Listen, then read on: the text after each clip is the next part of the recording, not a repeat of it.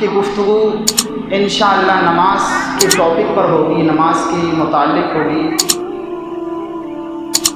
اور وہ موضوع اس لیے رکھا گیا ہے کہ رمضان جیسے گزرے مسجدیں خالی ہو گئی۔ بڑی بےحد تکلیف ہوتی ہے کہ جب مسجدیں خالی ہوتی ہیں، فجر میں دیکھو 2 صفیں 3 صفیں، مغرب میں کچھ زیادہ ہو جاتی ہیں، ظہر میں 2 صف، تو بےحد تکلیف ہوتی ہے۔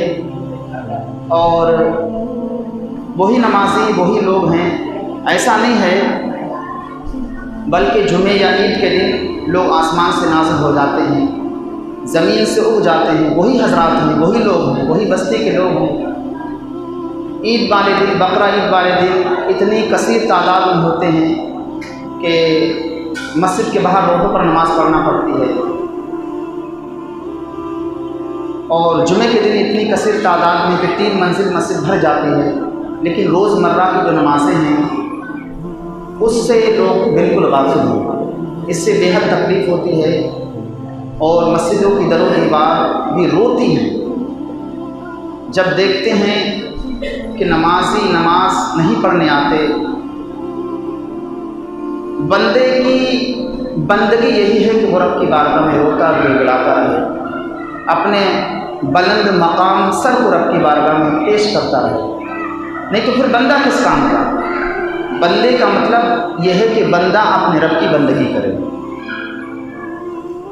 اللہ رب العزت جل مجدہ نے انسان کو اور جن کو اپنی عبادت کے لیے پیدا کیا۔ یوں تو اس نے بے شمار نعمتیں اپنے بندوں کو بندیوں کو عطا فرمائیں، لیکن خالق مالک یہ چاہتا ہے جہاں اس رب العالمین نے بندے کو بے شمار نعمتیں عطا فرمائیں، بھوک لگتی ہے تو بہترین غذائیں عطا کی، پیاس لگتی ہے تو مشروب ٹھنڈے پانی مہیا کیے، کمزوری محسوس ہوتی ہے تو بہترین پھل اور فروٹ اور میوے پیدا کیے، جب تنہائی محسوس ہوتی ہے تو اللہ رب العزت جل مجدہ نے ایک ہمسائے، اس کے لیے ایک نعمت شریک حیات پیدا کی، ایک بہترین زوجہ اس کے لیے بنائی کہ جب اس کا دل اچاٹ ہو، طبیعت گھبرائے، پریشان ہو، اسے تنہائی محسوس ہو، تو اللہ نے ایک بہترین بیوی عطا فرمائی۔ کیا کمی ہے ہمارے اندر؟ اللہ نے کون سی نعمتیں ہمیں نہیں عطا کری، کون سی دولتیں ہمیں نہیں عطا کری؟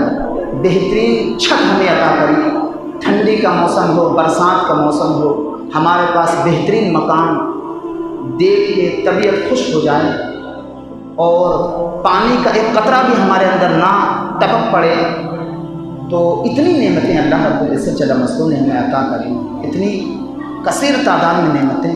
اللہ کیا چاہتا ہے؟ کبھی غور کیا؟ اللہ یہ چاہتا ہے کہ بندہ میری بندگی کرے، بندہ میری بارگاہ میں آئے، سجدہ کرے، اور آپ کو بتائیں یہ تو اللہ کا بہت بڑا کرم ہے، اس کا احسان ہے کہ جب بندہ بندگی کرتا ہے، اللہ کے حضور روتا اور گڑ گڑاتا ہے، سجدہ کرتا ہے، نماز پڑھتا ہے، تو اس سے بہترین بندگی کوئی ہو ہی نہیں سکتی۔ چونکہ اللہ رب العزت جل مجدہ نے سننے کی جو طاقت رکھی ہے وہ سر میں رکھی ہے، بولنے کی جو طاقت رکھی ہے وہ سر میں رکھی ہے، دیکھنے کی جو قوت رکھی ہے، ہم جو دیکھتے ہیں وہ سر میں ہے، سوچنے کی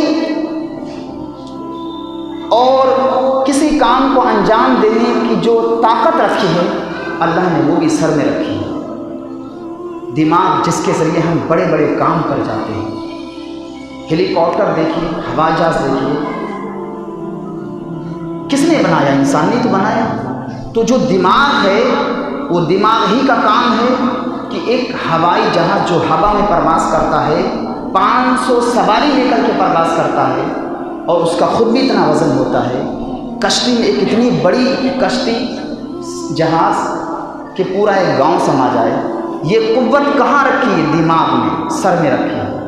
اور جب بندہ بندگی کرتا ہے تو یہی سر مالک کی دہلیز پر رکھ دیتا ہے، تو پتہ یہ چلتا ہے کہ جب بندہ بندگی کرتا ہے تو کہتا یہ ہے کہ مولا تجھ سے کوئی بلند نہیں، مجھ سے کوئی پست نہیں۔ تو پھر اللہ رب العزت راضی ہوگا۔ اور میں آپ کو بتاؤں، دولت مل جانا یہ رب العالمین کی رضا کا سبب نہیں ہے۔ دولت انسان کو دنیاوی معاملات میں الجھا دیتی ہے، دنیا کی محبت اس کے سینے میں پیوست ہو جاتی ہے۔ تو اگر دولت بے شمار ہے، اللہ رب العزت جل مجدہ کی دولت بے شمار ہے، خزانے بے شمار ہیں، سب کچھ ہے، بہترین مکان ہے، سب کچھ ہے، تو تبھی تو لوگ سمجھتے ہیں کہ اللہ مجھ سے بڑا راضی ہے۔ بڑی پوائنٹ کی مارکے کی بات ہے، سب کچھ ہے آپ کے پاس، آپ کی بیوی ہے، بچے ہیں، باپ کہنے کے لیے بیٹے ہیں، کھانا سب کچھ ہے، مکان ہے، سارے لوگ ہیں، بچے ہیں۔ لوگ یہ تصور کرتے ہیں کہ میرا رب مجھ سے راضی ہے۔ واقعی یہ بھی رضا کے سبب ہے کہ اللہ نے ہر نعمتیں دی، لیکن بندہ وہ نماز نہیں پڑھتا اور پھر اپنے تصور میں یہ ذہن میں یہ گمان کرتا ہے کہ میرا رب مجھ سے راضی ہے۔ یقین جانو کہ اس کا رب اس سے راضی نہیں ہے۔ دولت مل جانا یہ رب کی رضا کی دلیل اور علامت نہیں ہے۔ اللہ نے کافروں کو بڑی دولت دی، بڑی نعمتیں عطا فرمائی، بڑی دولتیں ہیں، لیکن وہ نماز پڑھتے ہیں نہیں۔ دولت ان کے پاس بھی ہے، تو نمازوں کی توفیق نہ ملنا، سجدے کی توفیق نہ ملنا یہ اللہ کی رضا کے سبب نہیں ہے، بلکہ اللہ کی ناراضگی کا سبب ہے۔ اگر آپ کو سجدے کی توفیق مل گئی تو سمجھ جاؤ کہ میرا رب مجھ سے راضی ہے۔ آپ نے فجر کی نماز پڑھ لی، سمجھ جاؤ کہ میرا رب مجھ سے راضی ہے۔ اور یہ کیسے پتہ لگے گا کہ میری نماز مقبول ہوتی رب کی بارگاہ میں؟ ایک نماز پڑھنے کے بعد دوسری نماز کی توفیق ہو جائے، یہ مقبول اور مقبول ہونے کی بہترین علامت اور بہترین دلیل ہے۔ کچھ لوگ کہتے ہیں میرا دل نہیں لگتا۔ محدث کچوچبی سے ان کے ایک مرید نے پوچھا کہ حضور میرا نماز میں دل نہیں لگتا، لوگ کہتے ہیں میرا دل نہیں لگتا۔ تو پھر انہوں نے کہا کہ نماز پڑھتے ہو؟ کہ جی ہاں، وہ تو اللہ کا حکم ہے، وہ تو پڑھتے ہیں۔ تو کہا واہ واہ، تم جو ہو لذت کے بندے نہیں ہو، بلکہ تم اللہ کے بندے ہو۔ تم لذت کے لیے نہیں پڑھتے بلکہ اللہ کے حکم کے لیے نماز پڑھتے ہو۔ تو اگر نماز میں دل نہ بھی لگے، طبیعت نہ بھی لگے، تب بھی ہمیں چاہیے کہ ہم اللہ کی عبادت کریں۔ ابھی دیکھیے رمضان کے مبارک مہینے میں کتنی کثیر تعداد سے لوگ نمازی تھے اور نماز کی پابندی کر رہے تھے۔ تو ایسا نہیں کہ رمضان کے مبارک مہینے میں لوگ آسمان سے نازل ہو جاتے، زمین سے ہو جاتے، وہی لوگ ہوتے ہیں، وہی محلے بستی کے لوگ ہوتے ہیں۔ ادھر رمضان گئے، نماز گول کر دی، اور بالکل وہی جمعے اور بقرہ عید کی نماز۔ صحیح معنوں میں وہ شخص نمازی نہیں ہے جو ایک وقت کی نماز پڑھتا ہے۔ نمازی وہ شخص ہے جس کے دل میں نماز کی اہمیت ہے، جس کے دل میں نماز کی عزت ہے، جس کے دل میں نماز کی پابندی ہے، جس کے دل میں نماز کا شوق ہے، وہ شخص نمازی ہے، اور وہی انسان اللہ کی بندگی کرنے والا ہے۔ وہی بندے کا مطلب یہی ہے کہ وہ رب کی بندگی کرے، اللہ کو یاد کرے، اللہ کی بارگاہ میں آئے، سجدہ ریز ہو، اور جس نے یہ عمل کیا کل قیامت کے دن وہ اللہ کے عرش کے ٹھنڈے سائے ہوگا۔ اور جو لوگ نماز کو ضائع کر دیتے، نماز کی پابندی نہیں کرتے، آپ بزرگان دین کو اٹھا کے دیکھیے، سارے بزرگوں نے نمازیں پڑھی، حضور نے کبھی نماز قضا نہیں فرمائی، ہمیشہ ادا کی۔ صحابہ کو دیکھیے، ان کی زندگی اٹھا کے دیکھیے، انہوں نے نماز کو کبھی ترک نہیں کیا۔ بعض صحابہ کرام کہتے ہیں جس نے جان بوجھ کر ایک وقت کی نماز چھوڑی وہ شخص کافر ہو گیا، لیکن امام اعظم ابو حنیفہ کے نزدیک کہتے ہیں کہ اس نے کافروں جیسا عمل کیا۔ اور قرآن خود کہتا ہے کہ کافر ہو کر کے نہ مرو، مشرک ہو کر کے نہ مرو، جس طرح سے وہ اللہ کی عبادت سے غافل رہتے ہیں، دور رہتے ہیں، بلکہ اللہ کی عبادت کر کے مرو۔ اور جب بندہ رب کی بارگاہ میں آتا ہے، نماز پڑھتا ہے، حدیث پاک کے اندر ہے، اللہ کے محبوب علیہ السلام ارشاد فرماتے ہیں کہ جب بندہ تکبیر کہتا ہے، تکبیر کہنے کے بعد اللہ کی حمد و ثنا بیان کرتا ہے، رکوع کرتا ہے، تو گناہوں کی پوٹلی فرشتے اس کے جو سر پر اور کاندھے پر رکھے ہوئے ہوتے ہیں، جب وہ رکوع کرتا ہے گناہوں کی پوٹلی گر جاتی ہے۔ جب گرنے کے بعد وہ رکوع سجود کرتا ہے، پھر اٹھتا ہے، پھر فرشتے اس گناہوں کی پوٹلی کو رکھنا چاہتے ہیں، لیکن اللہ رب العزت کتنا کریم ہے، رحیم ہے، فرشتوں سے منع کرتا ہے کہ میرا بندہ گناہوں کی معافی تلافی کرنے میری بارگاہ میں آیا، اب مجھے حیا آتی ہے کہ وہ جب اس نے توبہ کر لی، نماز پڑھ لی، اب دوبارہ گناہوں کی پوٹلی اس کے ہم سر پر یا کاندھے پر لاتے ہیں، اب مجھے حیا آتی ہے کہ جب بندہ میری بارگاہ میں آئے اور اس کے گناہ اس کے اوپر دوبارہ رکھ دیے جائیں، بلکہ میں اس نماز کی برکت سے اس کے تمام تر گناہوں کو معاف کر دیتا ہوں۔ تو بندہ جب نماز پڑھتا ہے تو اس کے گناہ معاف ہوتے ہیں، قلبی سکون، ذہنی سکون ملتا ہے، اس کا ذہن خوشحال رہتا ہے، اس کی طبیعت میں نکھار پیدا ہوتا ہے۔ اور آپ نے دیکھا ہوگا آج تو ہمارے پاس گرمی کے موسم میں بہترین کولر ہیں، ٹھنڈا مشروب پانی پینے کے لیے بہترین فریج ہیں، اور گرمی لگی تو ہم اے سی لگا لیتے ہیں تو کتنی آرام ہمیں سکون ملتا ہے۔ آپ باہر نکلیے، کتنی گرمی سڑی پڑ رہی ہے، اس وقت کتنا ٹمپریچر ہائی ہے، اس قدر گرمی، لیکن ان ایام میں جدید دور میں ہمارے لیے الحمدللہ ساری چیزیں اللہ نے مہیا کر دی۔ اس زمانے میں، پچھلے زمانے میں آپ اٹھا کے دیکھیے، مطالعہ کریے، کوئی چیز نہیں تھی، گرمی کے موسم میں نماز پڑھتے تھے، چھتیں نیچے تھیں، کچی چھتیں تھیں، گرمی بے شمار ہوتی تھی، اس قدر پسینہ ہوتا تھا، لیکن پھر بھی وہ نماز ترک نہیں کرتے تھے۔ لیکن آج ہمارے مسجدوں میں کولر ہیں، اے سی ہیں، ساری جو بھی آرام کی چیزیں سب مہیا ہیں، لیکن پھر بھی ہم نماز سے غافل ہیں۔ اس کا مطلب یہ ہے کہ ہم اللہ کی بندگی نہیں کرنا چاہتے، ہمارا طبیعت نہیں ہوتی۔ انسان کے دو دشمن ہیں، ایک نفس، ایک شیطان۔ تو شیطان رمضان کے مبارک مہینے میں جکڑ دیا جاتا ہے اور باقی 11 مہینوں کھلے سانڈ کی طرح گھومتا ہے انسان کو بہکانے کے لیے، کھلے سانڈ کی طرح۔ اور دوسرا انسان کا مخالف، دوسرا انسان کا دشمن ہے نفس، چاہت۔ تو یہ شیطان سے بھی بڑا طاقتور ہے انسان کی اچھا، جبھی تو نماز نہیں پڑھتا۔ آپ کا نماز میں طبیعت نہیں لگتی، دل نہیں لگتا، اس کا مطلب آپ اپنی اچھا، اپنے نفس کی پیروی کرتے ہیں۔ نماز میں دل نہ بھی لگے پھر بھی رب کی بارگاہ میں آئیے، نماز پڑھیے۔ آپ کی طبیعت نہ بھی لگے پھر بھی پڑھیے۔ اگر آپ کے پاس پیسہ نہیں ہے، کھانے کے لیے سامان نہیں ہے، آپ کا دل نہیں لگ رہا، بچوں کی پرورش کے لیے آپ کام تو کرنے جاتے ہیں، آپ کے کبھی ایسا ہوتا اٹھے صبح، طبیعت تھوڑی تھکی تھکی سے ہے، دل نہیں کرتا، لیکن پھر بھی آپ آفس جاتے، کام کرتے ہیں، کیوں؟ اپنے بچوں کی پرورش کے لیے۔ اسی طرح سے ہمارا ذہن یہ ہونا چاہیے کہ ہماری طبیعت نہ بھی لگے تب بھی ہم نماز پڑھیں گے انشاءاللہ، اور نماز کی پابندی کریں گے۔ رمضان کے مبارک مہینے میں پوری مسجدیں بھری رہتی تھی، اب مسجدیں خالی ہیں، یہ در و دیوار ہوتی ہیں۔ اور نماز کی برکت یہ ہے کہ جب بندہ نماز پڑھتا ہے تو اللہ اس کے گناہوں کو معاف کر دیتا ہے، مٹا دیتا ہے۔ حضور پتجھڑ کے موسم میں باہر تشریف لے گئے تو پتجھڑ کے موسم میں آپ کو پتہ، پتے خود بخود درخت سے جھڑ جاتے ہیں اور بالکل سوکھ جاتے ہیں، ان کی جو پتوں کی جو ٹہنی ہوتی ہے بالکل کمزور لاغر ہو جاتی ہے اور خود بخود پتے گر جاتے ہیں، اگر تیز ہوا چلے تو پتے بالکل سب نیچے آ جاتے ہیں۔ تو اس ایام میں اللہ کے محبوب علیہ السلام باہر تشریف لے گئے، دیکھا پتجھڑ کا موسم ہے، درخت کی ٹہنی پکڑی اور ہلائی، سارے پتے زمین پر گر گئے۔ صحابہ نے، ابو ذر غفاری صحابی رسول تھے، اللہ کے محبوب علیہ السلام کی بارگاہ میں تھے، حضور نے کہا اے ابو ذر غفاری تم نے دیکھا؟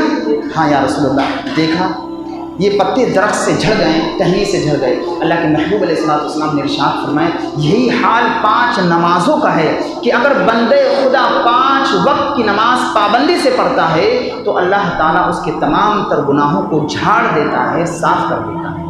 پھر ایک دن حضور صحابہ کرام کی محفل میں بیٹھے ہوئے کہ حضور منبر پر، صحابہ نیچے، اللہ کے محبوب نے ارشاد فرمایا اگر تمہارے گھر کے سامنے نہر ہو اور اس میں پانی ہو، نہر جاری ہو، اور آپ میں سے کوئی شخص اس میں 5 مرتبہ غسل کرے تو کیا بتاؤ کہ اس کے بدن پر کوئی میل و کچیل باقی رہے گا؟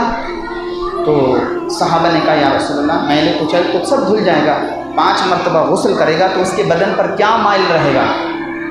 تو اللہ کے محبوب علیہ السلام نے ارشاد فرمایا یہی حال 5 نمازوں کا ہے کہ اگر بندے خدا 5 وقت کی پابندی سے نماز پڑھتا ہے تو اللہ تعالیٰ اس کے تمام تر گناہوں کو دھو دیتا ہے، جس طرح سے پانی بدن کے میل و کچیل کو صاف کر دیتا، کاٹ کے رکھ دیتا ہے۔ پھر انسان کی طبیعت، انسان کا مزاج خوشحال رہے گا۔ بڑے معاملات ہیں، بڑی ضرورتیں ہیں، بڑی پریشانیاں ہیں، کام کا بڑا ٹینشن ہے، انسان ہمیشہ پریشان رہتا ہے۔ تو اس پریشانی کے عالم میں حضور جب بھی پریشان ہوتے، جب بھی مشکلات آپ کے سامنے آتی، آپ 2 رکعت نماز پڑھ کے رب کی بارگاہ میں دعا کرتے۔ تو کیا یہ ہم عمل نہیں کرتے سکتے کہ ہم جب پریشان ہوں تو 2 رکعت نفل نماز پڑھیں، رب کی بارگاہ میں دعا کریں؟ نماز بہترین صبر والی ہے، نماز دین کا ستون ہے، نماز حضور کی آنکھوں کی ٹھنڈک ہے۔ حضور اکثر فرماتے تھے، اے بلال، میری آنکھوں کو ٹھنڈک، میرے دل کو قرار پہنچانے کے لیے انتظام کرو۔ تو حضرت بلال اذان پڑھتے اور حضور کی آنکھوں کو، حضور کے دل کو ٹھنڈک پہنچاتے۔ تو ہمیں بھی آپ کو چاہیے، جو نماز نہیں پڑھتے وہ حضور کو بے حد تکلیف پہنچاتے، اور نماز چھوڑنا بہت بڑا گناہ ہے۔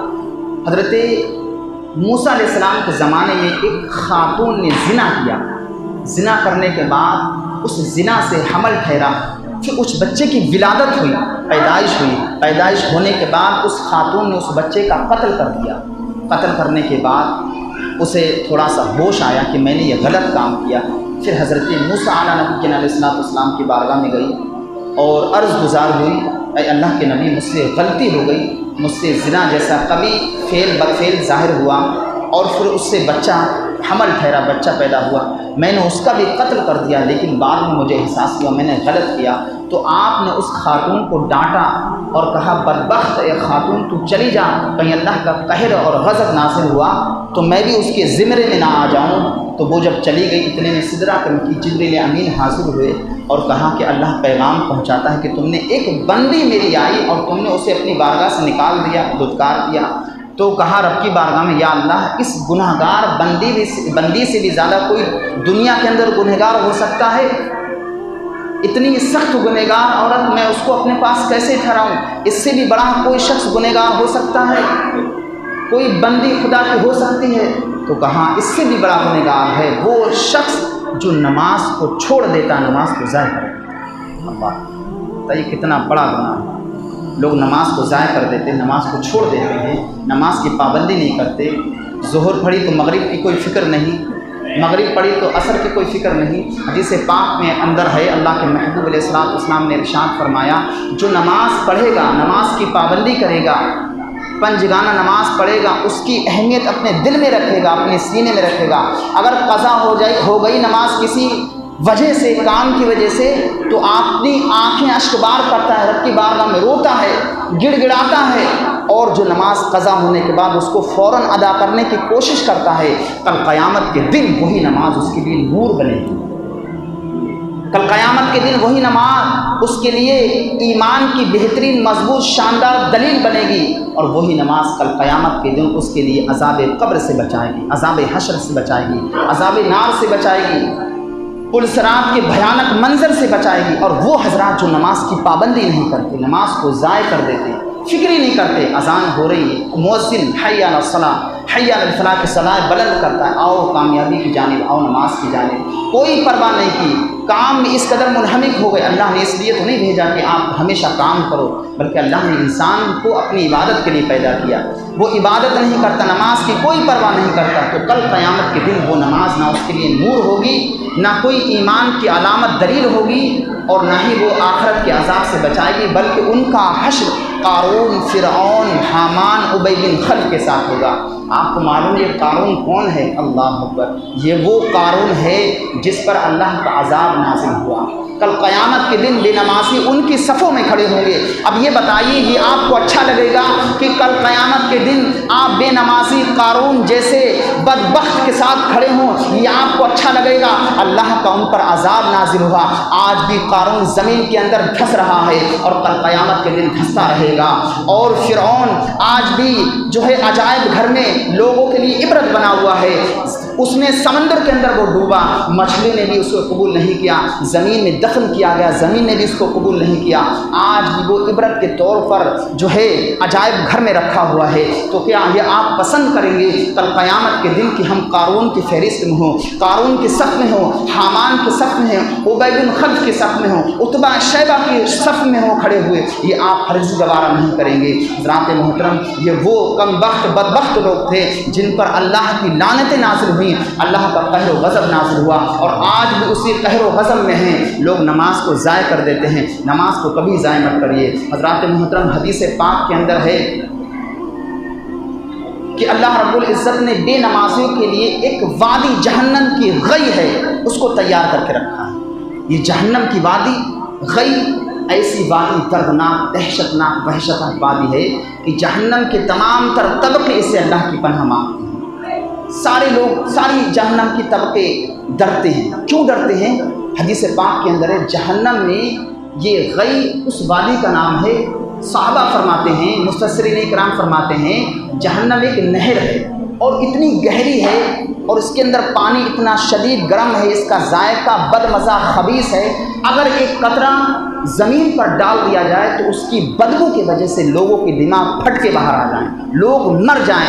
تو اس وادی کے اندر، اس نہر کے اندر ان حضرات کو ڈالا جائے گا جو نماز کو ضائع کر دیتے، نماز کی پابندی نہیں کرتے، جماعت کے ساتھ نماز نہیں پڑھتے۔ ایک روایت میں ہے یہ وہ جہنم کی وادی ہے جس کے اندر غی سے مراد ہے کہ وہ نہر ہے جس کے اندر نرا خون اور پیپ بہتا ہے، جس کے اندر نرا خون اور پیپ بہتا ہے۔ بے نمازیوں کو اسی وادی کے اندر ڈال دیا جائے گا، جو وادی کی بہت گہری ہوگی اور خون اور پیپ ہوگا، اس میں گوتے لگائے گا، اس میں اسے شدید عذاب دیا جائے گا۔ اور ایک روایت میں یہ ہے کہ جہنم کی وادی، یہ غی وہ وادی ہے کہ جب جہنم سرد ہو جاتی ہے، ٹھنڈی ہو جاتی ہے، تو اسی غی وادی کے اندر اللہ رب العزت جل مجدہ نے ایک بے نمازیوں کے لیے ہب کنویں کو تیار کیا ہے۔ یہ ایک اسٹاک کنواں ہے، اسٹاک سمجھ رہے ہیں؟ گودام، جس طرح سے ہم گودام میں اپنا مال جمع کرتے ہیں، اسی طرح سے ہب یہ ایک اسٹاک، ایک گودام کنواں ہے، اس میں ہمیشہ آگ رہتی ہے۔ تو جب جہنم کی تمام تر وادی ٹھنڈی ہو جاتی ہیں، سرد ہو جاتی ہیں، تو اسی ہب کنویں کا منہ کھول دیا جاتا ہے، اور اس کے کھولنے کی وجہ سے جہنم کی جتنی بھی وادیاں ہیں بس سب روشن ہو جاتی ہیں، شعلہ زن ہو جاتی ہیں، اور اسی کنویں کے اندر بے نمازیوں کو ڈالا جائے گا۔ ایک روایت میں یہ بھی آتا ہے۔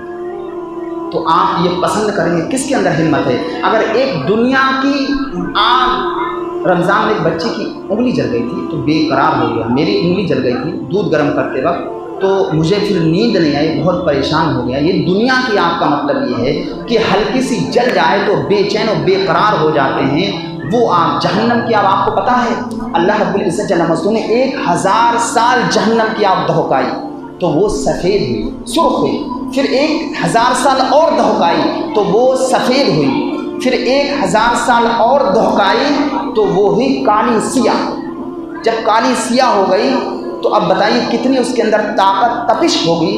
تو جبریل امین نے حضرت آدم علیہ السلام نے جب ان کو نیچے بھیجا گیا تو کھانا بنانے کے لیے آگ طلب کری، تو کہا اے جہنم کے دروگا ایک کھجور بر آگ دے دو۔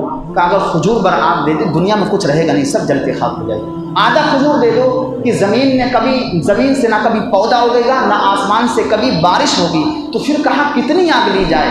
آدھی کھجور کا یہ عالم ہے، ایک کھجور کا یہ عالم ہے، ساری زمین آسمان سب جل کر خاک راکھ ہو جائیں گے۔ پتھر کتنی سخت چیز ہوتی ہے، وہ بھی اس آگ کو جلا کے پگھلا کے رکھ دے گا۔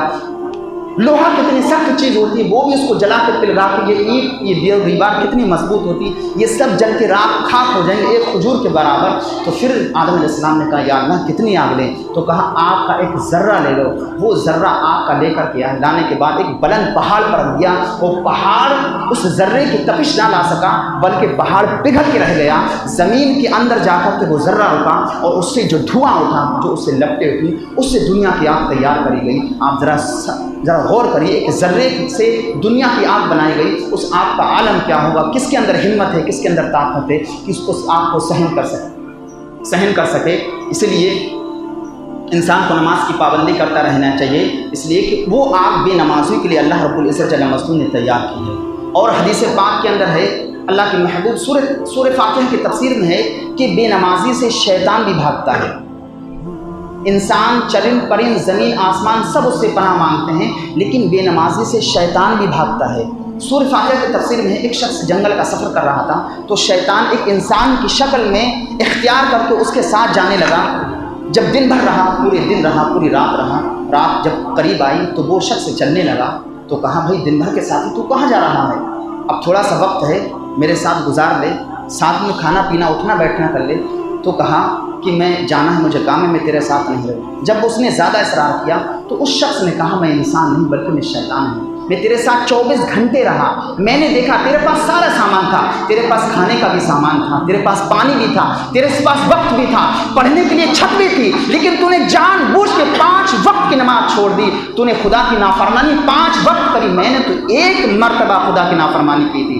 آدم علیہ السلام کو سجدہ نہیں کیا، اللہ نے مجھے اپنی بارگاہ سے نکال دیا، لعنت کا توق ہار میرے گلے میں ڈال دیا، قیامت تک مجھ پر لعنت ہوتی رہے گی. صرف 1 مرتبہ میں نے خدا کی نافرمانی کی، تو نے تو جان بوجھ کر سب کچھ ہوتے ہوئے 5 وقت کے خدا کی نافرمانی کی. تیرا حال کیا ہوگا؟ اور میں ڈرتا ہوں کہ خدا کا قہر و غضب نازل ہو تو میرے اوپر نازل ہو. مزید میں اللہ کے قہر و غضب میں میں تو پہلے سے قہر و غضب میں ہوں، اور کہیں مزید میرے اوپر اللہ کا قہر و غضب نازل ہو اور میں تباہ و برباد ہو جاؤں. میں تیرے ساتھ بالکل نہیں رہنا چاہتا، چونکہ تو بے نمازی خدا کا نافرمان ہے. شیطان بھی اسے پناہ مانگتا ہے. ہوا، چرند پرند، پودے، یہ زمین آسمان، یہ پانی، ساری چیز بے نمازی سے پناہ مانگتی ہے. بھائی جس سے انسان بھی ڈرتا ہو، چرند پرند بھی ڈرتے ہو، تو ایسا کام کیوں کر رہے؟ جس طرح سے اب ایسا تو نہیں آج ہی نمازی ہیں، آسمان سے اٹھ گئے، زمین سے اٹھ گئے، آسمان سے نازل ہو گئے، وہی محلے کے نمازی ہیں. آپ نماز کی پابندی کریے. جس طرح سے آپ رمضان کے بابرکت مہینے میں نماز پڑھتے، اسی طرح اس مبارک مہینے میں نماز پڑھیے. آپ دیکھیے ظہر میں آگے دیکھیے، مغرب میں آگے دیکھیے، بڑا کم نماز کی. آخر کیوں بھائی؟ اس کا مطلب یہ آپ کے دل میں نماز کی اہمیت نہیں، آپ کے دل میں نماز کی قدر نہیں ہے. نماز دین کا ستون ہے، نماز حضور کی آنکھوں کی ٹھنڈک روشنی ہے. آپ اگر حضور سے سچی محبت کرتے ہوں گے تو آپ نماز کی ضرور پابندی کریں گے. آپ کو معلوم ہے اللہ رب العزت جل مجدہ بے نمازیوں کو 12 بلاؤں میں مصیبتوں میں ڈال دیتا ہے، 12 پریشانی میں. 3 مصیبتیں وہ ہیں جو دنیا کے اندر اس کو ملیں گی. بے نمازی اللہ کے نزدیک محبوب نہیں ہو سکتا، حضور کے نزدیک، صالحین کے نزدیک محبوب نہیں ہو سکتا. اسے 3 بلائیں دنیا میں مل جاتی ہیں. پہلی بلا یہ ہے کہ اللہ اس کے رزق سے، کمائی سے، اس کے کھیت کھلیان سے، اس کے کاروبار سے، اس کے بچوں سے برکت اٹھا دیتا ہے. آج انسان پریشان ہے، سب پورا دن کام کرتا ہے، بچے بھی کام کر رہے ہیں، لیکن پھر بھی برکت نہیں. پہلے لوگ تھوڑا سا کام کرتے پھر بھی خوب برکت ہوتی. آخر برکتیں، رحمتیں نازل کیوں نہیں ہوتی؟ چونکہ ہم نے نماز جیسی عظیم عبادت کو پیچھے پھینک دیا. ہمیں پرواہ ہی نہیں، اذانیں ہو رہی ہیں، ہمیں کوئی شوق ہی نہیں نماز پڑھنے کا. تو اللہ رب العزت اس بندے پر یہ بلا نازل کر دیتا ہے جو نماز کی پابندی نہیں کرتا. اللہ اس کے رزق سے برکت اٹھا لیتا، اس کی بیوی سے برکت، بچوں سے برکت، کھیت کھلیان مکان کاروبار سے برکت اٹھا لیتا. اور دوسری بات یہ ہے، دوسری بلا میں یہ مصیبت میں ڈالتا ہے کہ اللہ وہ نور چھین لیتا ہے جو صالحین کو دیا جائے گا. جو بزرگان دین کو نور ملتا ہے نماز پڑھنے کے بعد، ویسے اللہ جو رحمتیں نازل کرتا ہے، نور کی برسات کرتا ہے، وہ نور اسے چھین لیا جاتا ہے. اور تیسری بلا یہ ہے دنیا کے اندر جو صالحین کے دل میں اس کی محبت ہوتی ہے، وہ محبت صالحین کے دل میں اس مومن بندے کو نکال لی جاتی ہے. یا یہ کہ صالحین کی محبت اس کے دل سے چھین لی جاتی ہے، بے نمازی کے دل سے چھین لی جاتی ہے. یہ 3 بلائیں اس کو دنیا ہی کے اندر، اور یہ زندگی گزارتا ہے. جب موت کا وقت قریب آتا ہے تو 3 بلائیں اور اللہ نازل کر دیتا ہے. اللہ، وہ 3 بلائیں یہ ہیں کہ جب موت کا وقت قریب آئے گا، بالکل موت کا وقت قریب آئے گا، تو اس کی روح اللہ اکبر اتنی سختی سے نکالی جائے گی، اتنی سختی سے نکالی جائے گی، ایسا معلوم ہوگا کہ زمین و آسمان کے پارٹ، یہ پوری زمین نے اس کو اپنے اندر سما لیا، دبا دیا. اللہ، اتنی سختی سے اس کی روح قبض کی جائے. اور دوسری بات کہی کہ اس کا ایمان لٹ جانے کا مطلب بے نمازی کا ایمان پر خاتمہ نہ ہونے کا اندیشہ ہے. شاید کہ وہ فطرت اسلام پر نہ مرے، کسی دوسرے مذہب پر مرے. تو بے نمازی اسلام پر مرنے کا اندیشہ ہے. جو لوگ اذان میں گفتگو کرتے ہیں ان کے بارے میں آتا ہے کہ وہ بھی اسلام، فطرت اسلام پر ان کا انتقال نہ ہو سکتا ہے کہ دوسری مذہب پر ان کا انتقال ہو.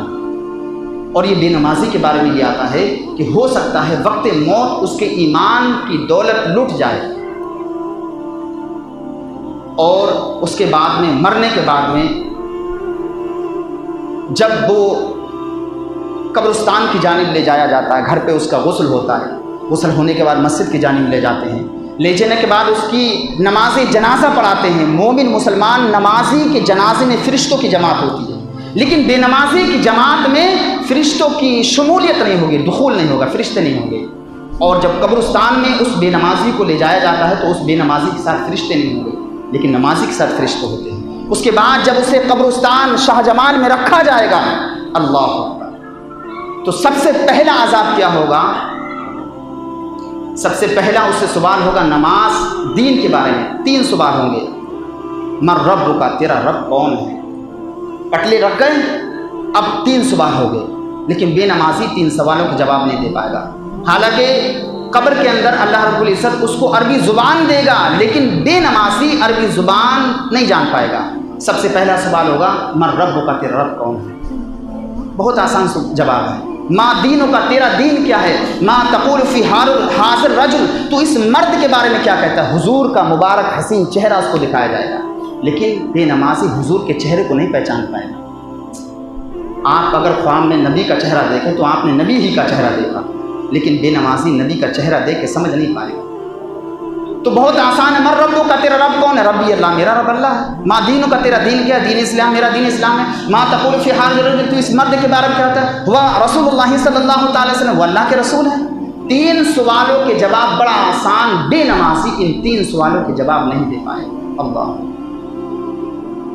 پھر اس سے دوسرا عذاب یہ ہوگا، اس کی قبر میں دہشت اور وحشت ڈال دی جائے گی۔ اس قدر اندھیرا، اللہ، اس قدر اندھیرا، گھٹا ٹوپ، دہشت۔ کبھی کبھی آپ نے دیکھا ہوگا کہ بارش ہو رہی، بجلی کڑک رہی، کوندا بار بار لپک رہا تو بچے ڈر جاتے ہیں۔ تو یہ تو ایک ہلکا سا ڈر ہے، ہلکی سی ایک جھلک ہے اللہ کے قہر کی۔ آپ جب قبر میں رکھے جائیں گے، اللہ اکبر، اس قدر دہشت وحشت ہوگی، سانپ مسلط کر دیے جائیں گے، کیڑے مکوڑے بچھو مسلط کر دیے جائیں گے اس شخص پر جو نماز کی پابندی نہیں کرتا۔ سانپ ڈسے گا۔ اور تیسرا عذاب یہ ہوگا کہ اس کی قبر تنگ کر دی جائے گی۔ تیسرا عذاب یہ ہوگا، اس کی قبر تنگ کر دی جائے گی، دائیں پسلی بائیں، بائیں پسلی دائیں، یعنی قبر اس کو توڑے گی مروڑے گی، پھر چھوڑے گی، پھر توڑے گی مروڑے گی، پھر چھوڑے گی، پھر اس کو دبائے گی، پھر چھوڑے گی، پھر دبائے گی۔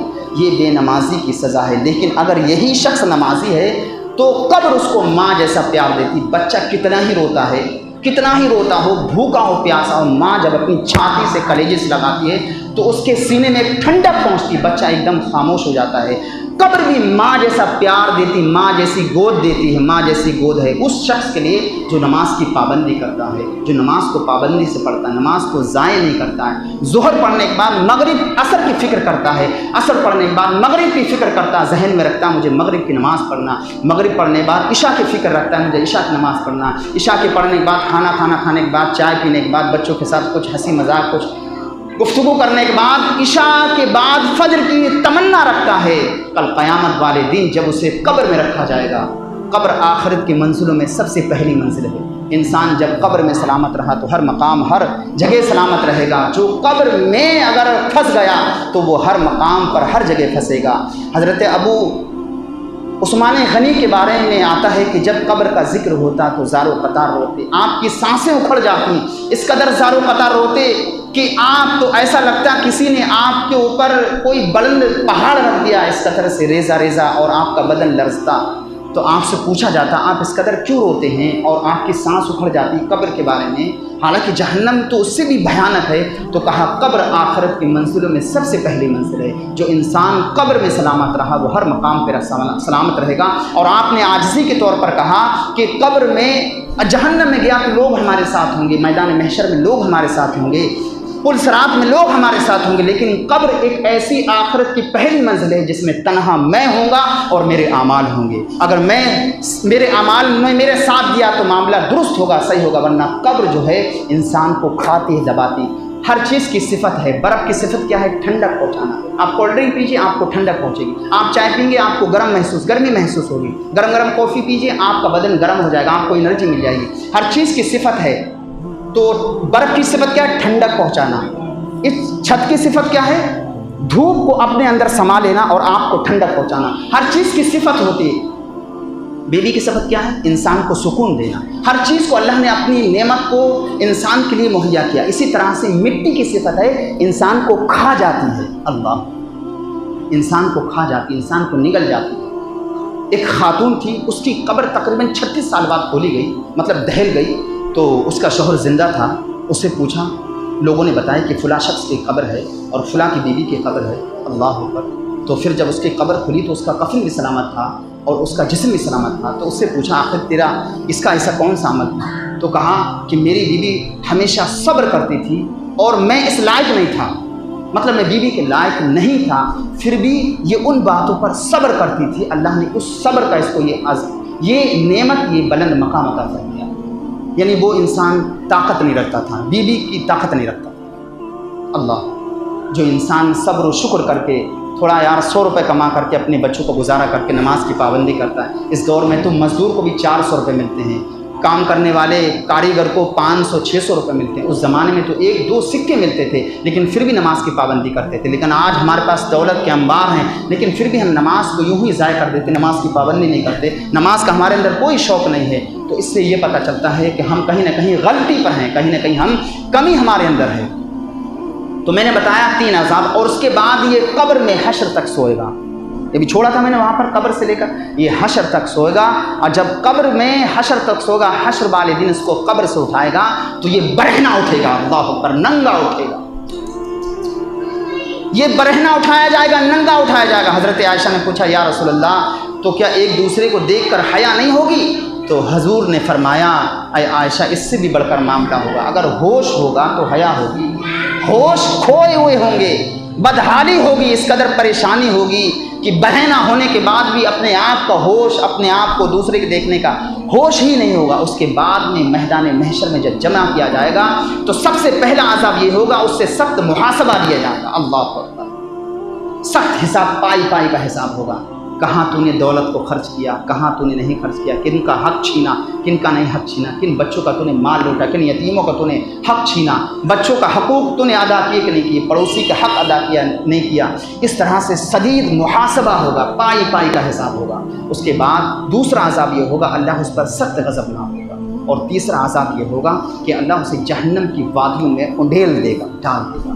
حدیث پاک کے اندر اللہ کے محبوب علیہ السلام نے عالم خام میں کیا دیکھا؟ فرشتے آسمانی دنیا پر لے گئے۔ ایک شخص ہے جس کا سر جو ہے پتھروں سے کچلا جا رہا ہے، فرشتے اس کا سر پتھر سے کچلتے ہیں اور کچلنے کے بعد وہ پتھر دور جا کے گرتا ہے، پھر فرشتے اس پتھر کو لے کر آتے، اتنے میں سر وہ پھر صحیح ہو جاتا، پھر مارتے ہیں، پھر کچل جاتا سر، ایک دم آلو کی طرح بھرتا ہو جاتا، بھرتا۔ اس کے بعد پھر پتھر اٹھانے جاتے ہیں۔ یہ شدید عذاب دیکھ کر اور اس کے کھانے کے لیے کانٹے دار پھل جب یہ دیکھا تو حضور نے ارشاد فرمایا، یہ کون ہیں جن کو اتنا شدید عذاب دیا جا رہا؟ کہا، یا رسول اللہ، یہ وہ لوگ ہیں جن کا سر نماز کی وجہ سے بوجھل رہتا تھا، ان کا دل ہی نہیں لگتا، طبیعت ہی نہیں لگتی۔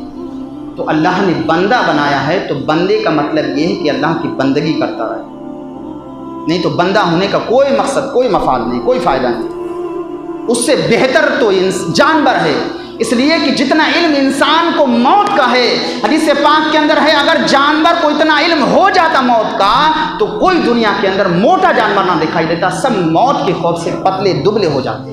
تو جتنا انسان کو موت کا خوف ہے اتنا جانور کو نہیں ہے۔ تو اس کا مطلب انسان جانور سے بھی بدتر ہو گیا ہے، جو نماز کی پابندی، نماز کی اہمیت اپنے سینے میں نہیں رکھتا۔ ارے بے نمازی سے تو جانور بھی پناہ مانگتا ہے۔ حضور تشریف لے جا رہے تھے، ایک اونٹ دوڑتا ہوا آیا، پیچھے دیکھا ایک اس کا مالک تلوار کو حمائل کیے ہوئے لے کے آ رہا، دوڑتا ہوا چلا آ رہا۔ اللہ، اونٹ پیچھے، مالک سامنے، حضور ہٹ جائیے، اس کا میں قتل کر دوں۔ کیوں قتل کرنا چاہتا؟ یہ تیرا اونٹ ہے، تیرا یہ اونٹ ہے؟ جی میرا اونٹ ہے یا رسول اللہ، میں نے اس کو بڑی قیمت میں خریدا ہے، یہ میری فرما برداری نہیں کرتا، سامان ڈھونے کے لیے اسے یہ بالکل نہیں میری سنتا، یہ بدک جاتا، بھاگ جاتا ہے۔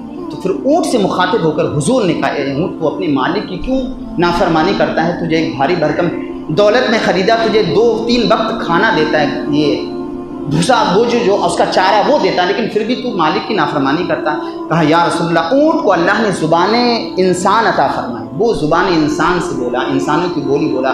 یا رسول اللہ میں اس کی فرما برداری کروں گا، نافرمانی میں مجھے کوئی طبیعت میری اچھی نہیں لگتی، لیکن یا رسول اللہ یہ ایک قوم کا سردار ہے، اس کی قوم گناہوں میں مبتلا رہتی ہے، یہ روکتا نہیں ہے، یہ خود بھی نماز نہیں پڑھتا، اس کی پوری قوم عشاء کی نماز پڑھے بغیر سو جاتا ہے۔ یا رسول اللہ بے نمازی کے ساتھ میں بالکل نہیں رہنا چاہتا ہوں، اللہ کا قہر و غضب نازل ہوا تو بے نمازی پوری بستی تو جائے گی، ساتھ میں بھی جاؤں گا، میں بے نمازی کے ساتھ بالکل نہیں رہنا چاہتا۔ اللہ اکبر، وہ اونٹ اپنی زبان حال سے کہتا ہے۔ تو بے نمازی سے چرند پرند جانور بھی پناہ مانگتے ہیں، بھائی نماز کی پابندی کرو، انشاءاللہ نماز کی پابندی کریں گے۔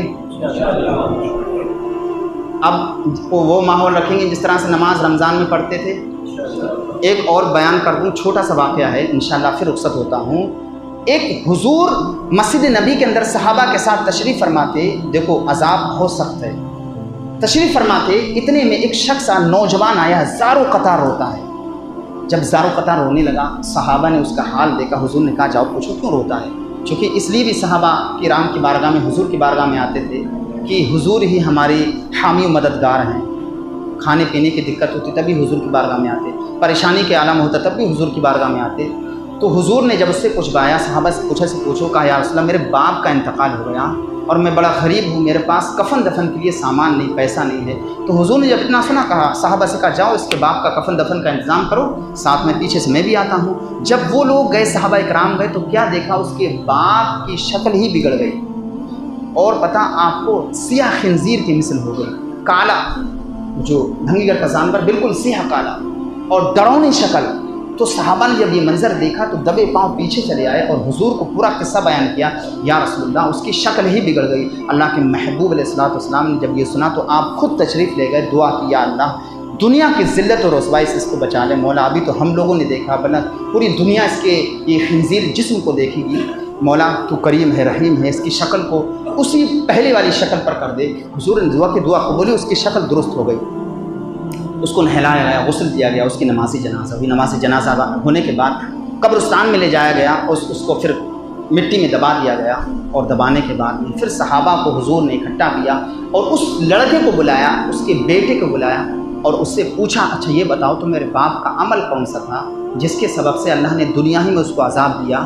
تو وہ چھوٹتے اس نے پہلا جملہ یہی بولا، یا رسول اللہ میری باپ نماز کی اہمیت اس کے سینے میں نہیں تھی، نماز نہیں پڑھتا، پڑھی تو پڑھی ایسی کبھی پڑھی ظہر پڑھی اثر چھوڑ دی، مطلب نماز کی کوئی پرواہ نہیں تھی اس کے اندر۔ اللہ کے محبوب علیہ الصلوۃ والسلام نے ارشاد فرمایا، بے شک تو نے سچ کہا، اسی کا عذاب اللہ نے اس کو پر نازل فرمایا۔ اور اللہ کے محبوب نے ارشاد فرمایا، اے میرے پیارے صحابہ سنو، نماز کبھی ترک مت کرنا، نماز کی اہمیت کرنا، نماز کی محبت اپنے سینے میں۔